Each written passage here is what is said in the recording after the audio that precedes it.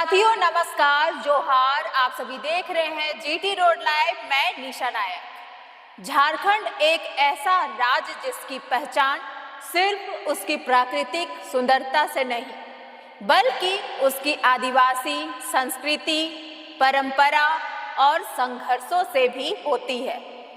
यह वह धरती है जहां चारों तरफ हरियाली है, घने जंगल है, कल कल बहती नदियां हैं और जमीन के नीचे कोयला, लोहा, तांबा, बॉक्साइट समेत कई बहुमूल्य खनिज संपदाओं का विशाल भंडार मौजूद है। लेकिन आपको बता दें कि झारखंड की सबसे बड़ी ताकत यहाँ का आदिवासी समाज रहा है। सदियों से आदिवासी समुदाय ने जल, जंगल और जमीन की रक्षा की है। जब जब इन संसाधनों पर संकट आया है तब तब आदिवासी समाज ने आवाज उठाई है। कई बार आंदोलन हुए, विद्रोह हुए और अपने अधिकारों की रक्षा के लिए लोगों ने अपने प्राणों तक की आहुति दी। इसी संघर्ष की बदौलत आज झारखंड की अलग पहचान बनी हुई है। लेकिन अब एक बड़ा सवाल उठ रहा है, क्या वर्तमान समय में आदिवासी समाज धीरे धीरे राजनीतिक खींचतान का शिकार होता जा रहा है? क्या कुछ लोग अपने राजनीतिक या वैचारिक हितों के लिए आदिवासी समुदाय को अलग अलग खेमों में बांटने की कोशिश कर रहा है? अगर ऐसा है तो यह सिर्फ आदिवासी समाज के लिए ही नहीं बल्कि पूरे झारखंड के लिए चिंता का विषय हो सकता है। अगर पिछले कुछ वर्षों की घटनाओं पर नजर डालें तो यह साफ साफ दिखाई देता है कि आदिवासी समाज के भीतर विचारधारात्मक मतभेद बढ़ते जा रहे हैं, नजर आ रहे हैं। एक और वे लोग हैं जो खुद को सरना और सनातन परंपरा से जुड़ा मानते हैं। वहीं दूसरी ओर ईसाई आदिवासी समुदाय है जिसकी अपनी धार्मिक पहचान है। कई मुद्दों पर दोनों पक्षों के बीच अलग अलग राय सामने आती रही है। इसी बहस के बीच कई बार सामाजिक और धार्मिक पहचान को लेकर बयानबाजी भी देखने को मिलती है। हाल के दिनों में आदिवासी समाज की चर्चित सामाजिक कार्यकर्ता निशा भगत लगातार यह कहती रही है कि सरना और सनातन संस्कृति में गहरा संबंध है। हाल ही में आयोजित मंडा पूजा समारोह के दौरान भी निशा भगत ने एक बार फिर इसी विषय को उठाया। हम चाहते हैं कि पहले आप सुनिए निशा भगत ने क्या कहा है, फिर हम आगे की बात करेंगे। सरना और सनातन का परिचय देने वाले सभी परिवार को चम्मा चम्मा जोहार। आवाज नहीं आ रही है। मंडा पूजा के अवसर पर सभी को पता है कि मंडा पूजा क्यों हम लोग मंडा पूजा मनाते हैं। ये मुंडाओं का और सरना और सनातन का सबसे सुंदर और प्रगाढ़ संबंध को प्रदर्शित करता हुआ, जबकि पूरे झारखंड में आज सरना और सनातन पर विवाद पैदा हो गया है।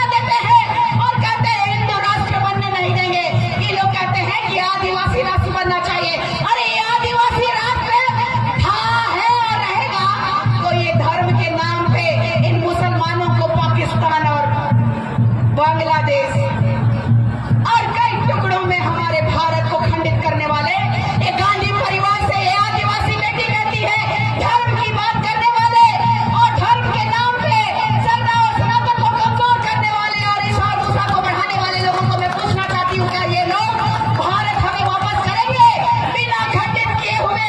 ये आदिवासी बेटी जो इस देश की मूल मालिक है वो पूछना चाहती है, केंद्र की सरकार को भी बताना चाहती है कि इस देश के मूल मालिकों के संरक्षण करने की आवश्यकता अब आ चुकी है।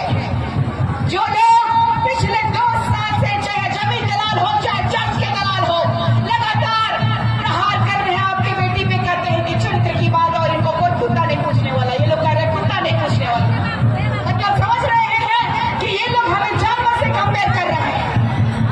लेकिन इन लोगों को हम लोग बताएंगे सब मिल करके, लेकिन एक बेटी आपकी भारी है इन सभी दलालों के ऊपर। पूरा पूरा का पूरा चाहे जमीन हो चाहे कांग्रेस हो चाहे जमीन दलाल हो चर्च का दलाल हो, एक पंक्ति में बैठे हुए हैं और आपकी बेटी एक तरफ दहाड़ मारी है। सरना सनातन का आस्था का केंद्र एक है और हर हर महादेव कहने वाली आपकी ये बेटी को कमजोर जितना करने की कोशिश करेगा, महाकाल की कृपा से आपकी बेटी धर्मेश की कृपा से मां चारायों की कृपा से और प्रखरता के साथ इस भारत देश की सुंदर संस्कृति को बचाने का काम आपकी बेटी ये काम करेगी। और मैं कहना चाहती हूँ, एक से कहना चाहती हूँ कि सरना और सनातन चले जाते हैं चादर चढ़ाने के लिए, हम लोग चले जाते हैं चर्च चले जाते हैं, चंगाई की बात कर रहे हैं, यहाँ अग्नि में चलता हुआ अंगारे में चलते हुए बच्चों को इनफैक्ट मैं भी नहीं जानती थी। और जब मैंने उपवास रखा शिद्दत से, मैंने मंडा पूजा को मोराबादी ग्राउंड में जब मैंने विधि विधान से पूरा किया तो सही में जो कहते हैं ना, माँ का आंचल अंगारा माँ के आंचल के रूप में, जब हम इतना विश्वास करते हैं महादेव पे तो हम गिरजा घर क्यों चले जाते हैं? हम इस देश के मालिक हैं, लेकिन हमारे पास सरना स्थल कम, मंदिर कम, लेकिन यहाँ पे चर्च दिखाई दे रहे हैं। कौन है इसका जिम्मेदार? आप है, हम है, सरकार है, कौन है इसका जिम्मेदार? कोई बता सकते हैं आप लोग?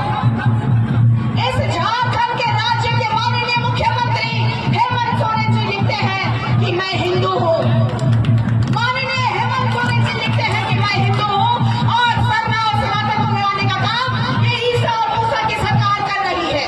मैं जिताना चाहती हूँ आप सभी तमाम लोगों को कि भारत में आपने देखा एक सनातन बच्चा मुसलमान के खरीद में गया था और उनको बताया गया, और सनातन बेचारा बच्चा भोला भाला अपने दोस्त के घर गया और उनको बोला गया कुर्बानी देखा है तुमने, कुर्बानी देखे हो कैसा होता है? और कुर्बानी के नाम पे उस सनातनी के बच्चे पे चाकू से वार करके वो लोग कहते हैं कि इसको कहते हैं कुर्बानी। क्या हम लोग कुर्बान देने के लिए हैं? क्या हम लोग बलि का बकरा है?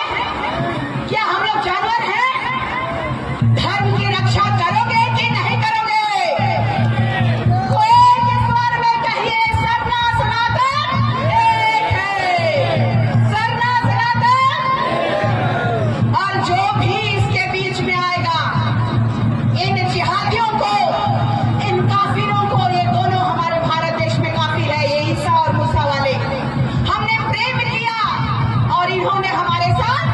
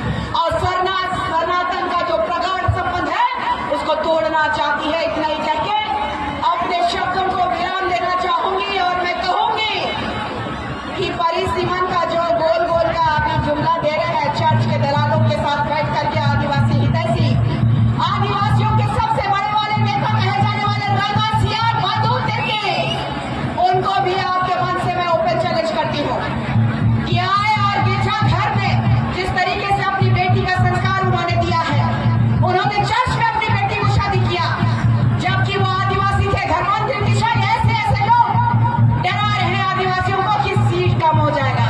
अरे ऑलरेडी हमारा 10 से 12 सीट में ये लोग बैठे हुए हैं कुंडली मार करके।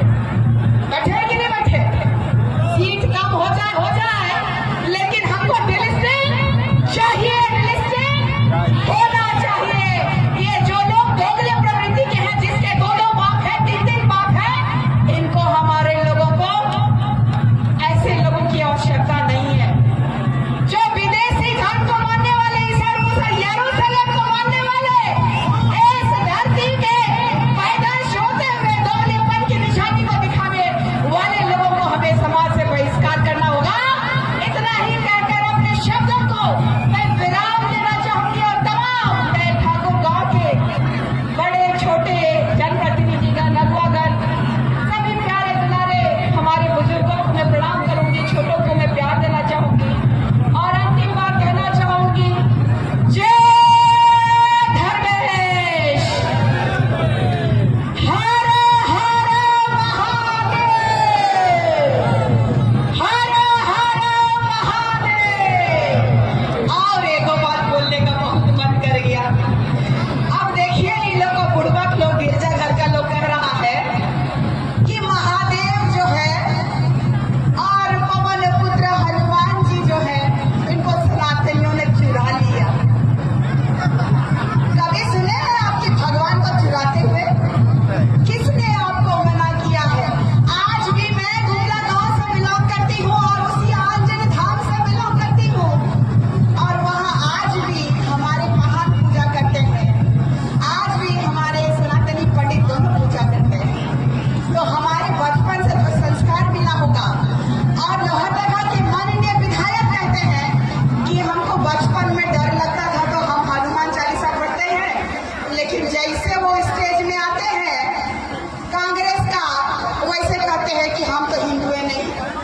तो ऐसे भी बहरूपियों से आपको सावधान रहने की जरूरत है। तो साथियों, आपने सुना निशा भगत ने कहा क्या है, लेकिन फिलहाल इतना जरूर कहा जा सकता है कि झारखंड का आदिवासी समाज एक महत्वपूर्ण मोड़ पर खड़ा है।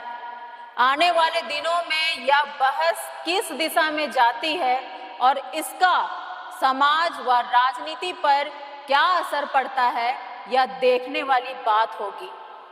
आज के लिए बस इतना ही, लेकिन आपसे गुजारिश है कि अगर आपने हमारे चैनल को सब्सक्राइब नहीं किया है तो ज़रूर कर लीजिए। हमारे वीडियो को लाइक, शेयर और कमेंट ज़रूर कीजिए। इजाज़त दीजिए। जय हिंद, जय भारत।